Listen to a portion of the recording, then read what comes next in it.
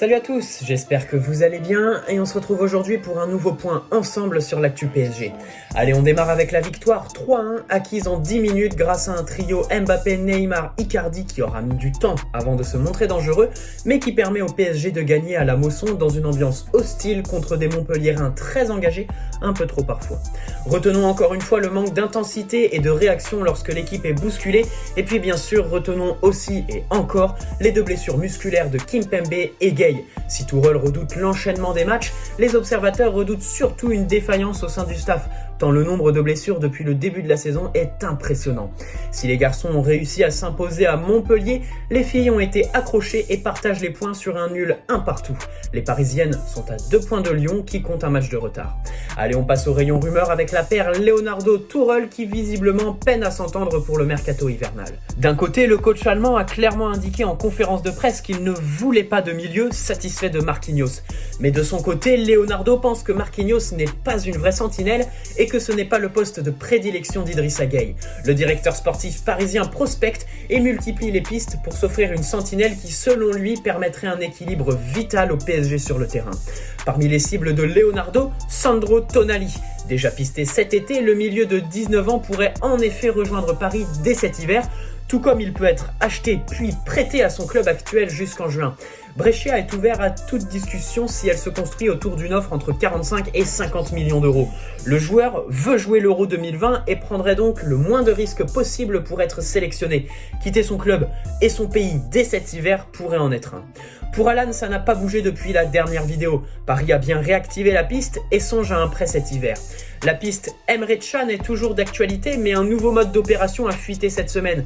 En effet, Khedira est blessé. La Juventus veut recruter au milieu et aurait coché le nom de Leandro Paredes qui intéresserait Maurizio Sarri. Une somme d'argent en plus de Leonardo Paredes pour recruter Emre Can, c'est ce que la Juve propose. Justement, Leandro Paredes intéresse la Juventus, mais aussi le Betis Séville qui est à l'affût d'une possible affaire à la Lo Celso et qui serait prêt à passer à l'action dès cet hiver. Reste à savoir si ce serait pour un prêt ou un achat. Selon le Daily Mirror, Leonardo aurait accéléré et entamé les discussions avec les représentants d'Eriksen pour négocier un contrat XXL qui ferait venir le Danois à Paris au terme de son contrat avec les Spurs en juin prochain. Manchester United est aussi sur le coup. Thiago Silva serait lui contraint d'attendre le mois de février pour envisager une prolongation avec le PSG. Si Paris réfléchit à une prolongation pour Thiago Silva, sa succession est aussi envisagée. Et ce serait Kalidou Koulibaly qui serait le principal favori pour assurer la succession de Silva à Paris. L'intérêt du PSG pour le défenseur sénégalais de Naples n'est pas nouveau, mais il pourrait se matérialiser par une approche concrète prochainement. Néanmoins, si transfert il y a, ce ne serait pas avant l'été prochain.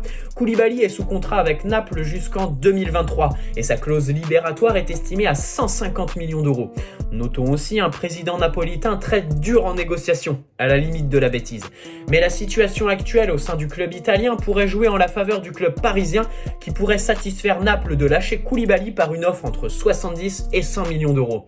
Notons la présence du Real et des deux Manchester sur le coup. Au poste de latéral, Calcio Mercato annonce que la Juventus est prête à lâcher Mattia De Sciglio cet hiver. À suivre, mais tous ces dossiers n'ont pas beaucoup bougé cette semaine.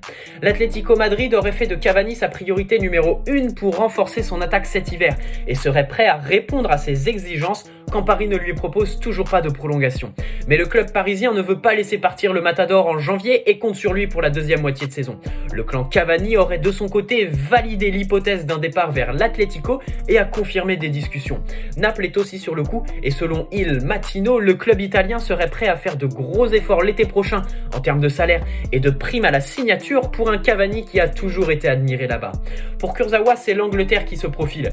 Outre-Manche, on apprécie particulièrement les qualités de contre-attaque du français.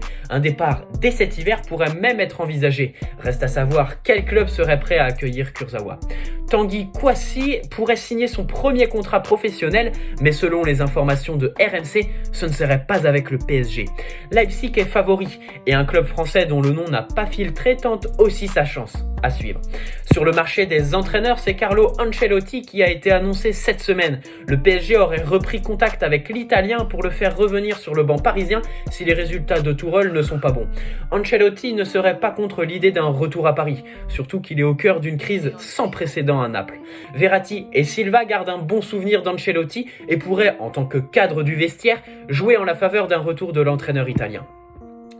Allez, on passe à l'infirmerie que Verratti va quitter mercredi pour retrouver le terrain contre Galatasaray.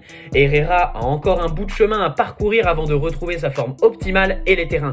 Kehrer est toujours plus proche d'un retour qui est quand même attendu depuis longtemps maintenant. Pour Gueye, ça semble moins grave que pour Kimpembe.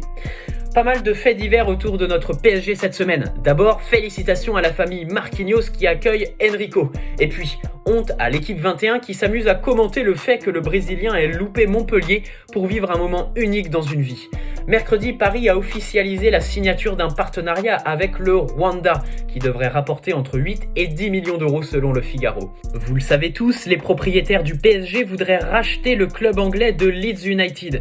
Eh bien, QSI aurait son plan pour le rachat de Leeds. Investir 12 millions d'euros avant de boucler un achat total à 142 millions d'euros si l'équipe de Marcelo Bielsa venait à être promue en Première Ligue. Et enfin, une petite pensée vers les 78 supporters parisiens victimes d'un accident de bus lors du déplacement à Montpellier. Un accident heureusement sans gravité. Allez, c'est tout pour aujourd'hui et ce point sur l'actu PSG. Bonne soirée et bonne semaine à tous. Allez Paris, ciao.